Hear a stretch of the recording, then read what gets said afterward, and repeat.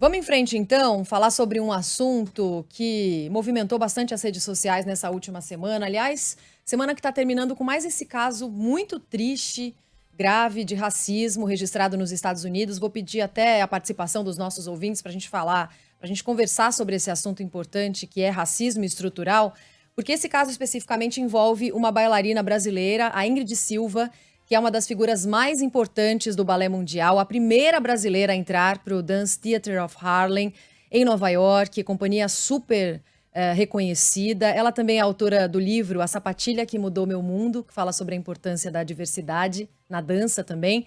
E a Ingrid está na Filadélfia para apresentações que ela vai fazer no fim de semana.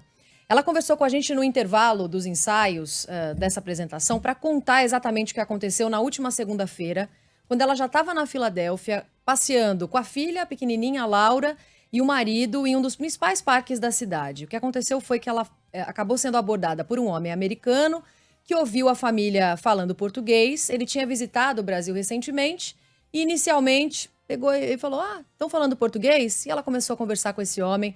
Vamos ouvir o relato da própria Ingrid.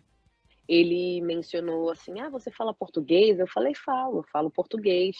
E ele falou assim: "Ah, você é brasileira?" Eu falei: "Sim, sou brasileira, e você?" Porque ele também falava português super bem, mas acho que um americano, né, com sotaque. E aí eu falei assim: "Ah, sim, eu sou do Rio". Ele falou: "Ah, passei 2 semanas no Brasil agora". Eu falei assim: "Ah, que bacana, o Rio é a melhor cidade, que bom que você foi, né". E depois ele falou assim: "Você mora na Filadélfia?" Eu falei assim: "Não, não moro aqui não, eu vim a trabalho". E ele falou: "Cleaner? Faxineira?"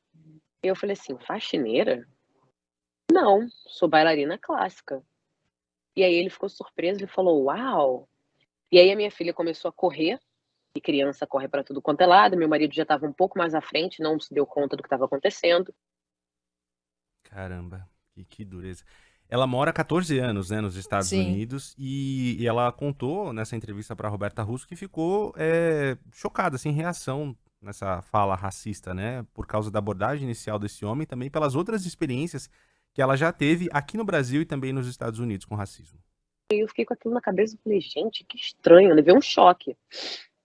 Porque morando nos Estados Unidos há muitos anos, eu nunca iniciei ou tive uma conversa com alguém que definitivamente me colocasse naquele box, ou de profissão, ou de status, ou de qualquer outra coisa.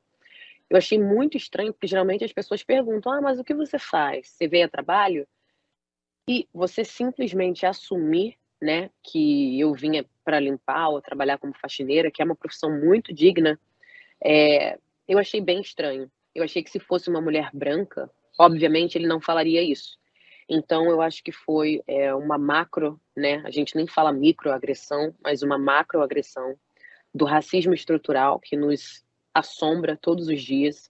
Jamais imaginei passar por isso junto com a minha filha, próximo de mim, vivendo isso sem necessidade.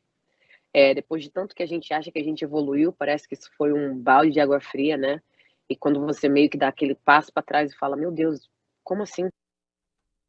Racismo estrutural, tem nome, né, Renan? A própria Ingrid estava falando, não é questão sobre a profissão, que é como qualquer outra, de ser faxineira ou porque ela é uma bailarina, não é isso que está em questão. E a gente está conversando sobre esse assunto, eu estou falando aqui literalmente sem lugar de fala, porque sou uma mulher branca.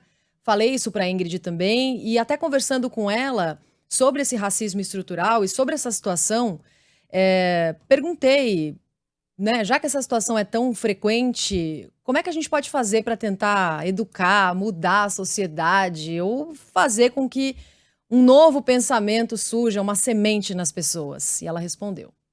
O que a gente tem que fazer como sociedade, hoje em dia, é educar os nossos filhos, educar, para que eles sejam seres melhores que a gente, para que eles saibam que o mundo é muito mais do que a sua própria bolha, o mundo é muito diverso, eh, e fazer com que o futuro deles seja melhor que o nosso.